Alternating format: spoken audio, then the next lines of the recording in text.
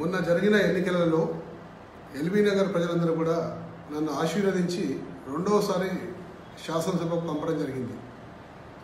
ఎన్నికల్లో భాగంగా ప్రజలు ఇక్కడ ఎల్బీ నగర్ ప్రజలు అనేక రకాల కష్టాలు పడుతుంటే అందులో ఆ కష్టాలన్నీ తీరుస్తామని చెప్పి అనేక రకాల వాగ్దానాలు ఆ రోజు చేయడం జరిగింది. ముఖ్యంగా అందులో కొన్ని వాగ్దానాలు మీ దృష్టికి తీసుకొస్తున్నాను. బిఎన్ రెడ్డి నగర్ కాలనీల యొక్క రిజిస్ట్రేషన్ల సమస్య. గత 15 సంవత్సరాలుగా అక్కడ ప్రజలు ఒక ఇల్లు కట్టుకుందామంటే ఇబ్బంది, ఒక ప్లాట్ రిజిస్ట్రేషన్ చేసుకుందామంటే ఇబ్బంది. దాంతో కాలనీ వాసులు సతమతమవుతుంటే ఖచ్చితంగా రిజిస్ట్రేషన్ సమస్య తీరుస్తా అని చెప్పి ఆ రోజు వాగ్దానం చేశాం. అలాగే ఎల్బీ నగర్ ప్రజలందరూ కూడా మరో ముఖ్యమైన సమస్య ఏంటంటే ఇక్కడ ఆస్తి పన్ను, ప్రాపర్టీ ట్యాక్స్ చాలా ఎక్కువగా ఉంది. ఒక చిన్న ఇంటికి కూడా కొన్ని వేల రూపాయలు వసూలు చేస్తున్నారు జిహెచ్ఎంసీ వాళ్ళు.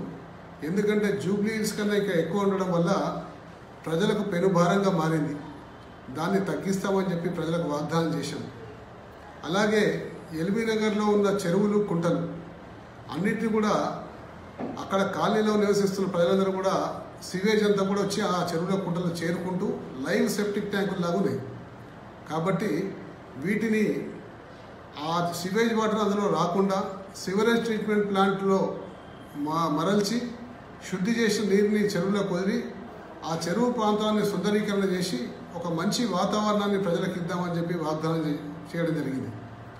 అలాగే సాయినగర్ కాలనీల యొక్క యుఎల్సి సమస్యలు అనుకోండి, అలాగే గ్రీన్ పార్క్ కాలనీకి సంబంధించిన ఎఫ్టీఎల్ సమస్య అనుకోండి, ఇలా అనేక రకాల సమస్యలు, ఆ సమస్యలకు అనేక రకాల వాగ్దానాలు చేయడం జరిగింది. ఈ వాగ్దానాలను నెరవేర్చి ఎల్బీ నగర్ ప్రజలకు గతంలో ఏదైతే అభివృద్ధి చేశామో అదేవిధంగా ఇప్పుడు అభివృద్ధి జరగాలంటే అది కేసీఆర్ గారితో సాధ్యమని చెప్పేసి బాగా ఆలోచన చేసి ఈ నిర్ణయం తీసుకున్నాం. మా నిర్ణయాన్ని మీరు మనస్ఫూర్తిగా ఆశీర్వదిస్తారని చెప్పి మనవి చేసుకుంటూ సెలవు తీసుకుంటున్నాం. Subscribe us and press the bell icon for more interesting updates.